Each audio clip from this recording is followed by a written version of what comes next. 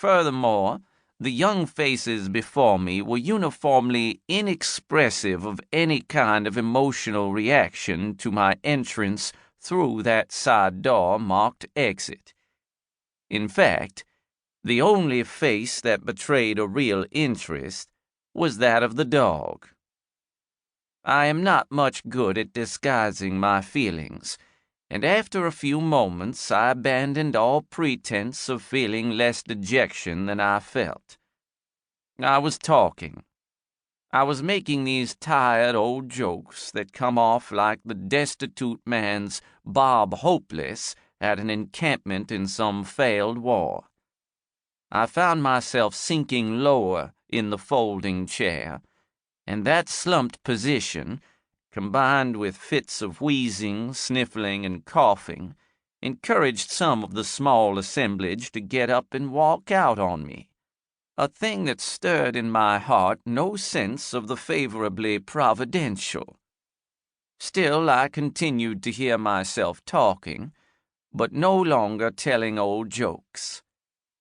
I heard myself describing an encounter, then quite recent, with a fellow playwright in the Oak Room Bar at Manhattan's Plaza Hotel.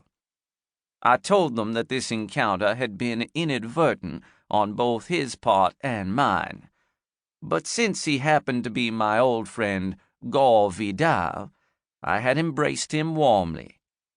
However, Mr. Vidal is not a gentleman to be disarmed by a cordial embrace, and when, in response to his perfunctory inquiries about the progress of rehearsals of Outcry, I told him that its two performers, Michael York and Cara Duff McCormick, and the director, Peter Glenville, and the producer, David Merrick, all seemed a dream come true after many precedent nightmares, he smiled at me with a sort of rueful benevolence and said, "Well, Bird, it won't do much good, I'm afraid. You've had too much bad personal exposure for anything to help you much any more." Well, then, for the first time, I could see a flicker of interest in the young faces before me. It may have been the magic word Vidal, or it may have been his prophecy of my professional doom. At any rate, a young lady student of drama in the diminished group stood up to ask me if I regarded Gore's assessment of my present situation and my profession here in the States as a reliable one. I looked at her in silence for a moment, while wondering if I did so regard it, and I came to no conclusion about the question.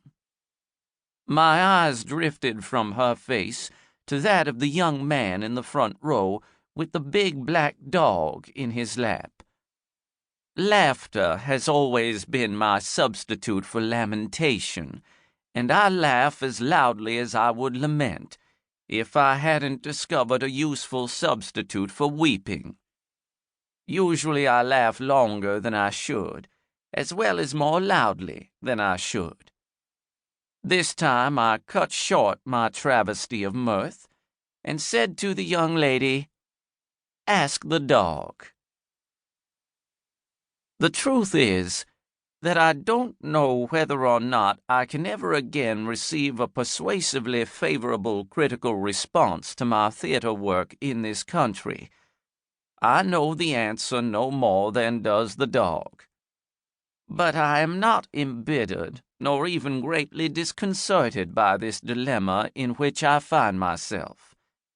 In a way, it does seem that I have almost asked for it. There is a duality in my attitude toward an audience now. Of course, I want their approval, I want their understanding and their empathy. But there is much about them that strikes me as obdurately resistant to my kind of theater these days. They seem to be conditioned to a kind of theater which is quite different from the kind I wish to practice. Actually, my own theater is also in a state of revolution.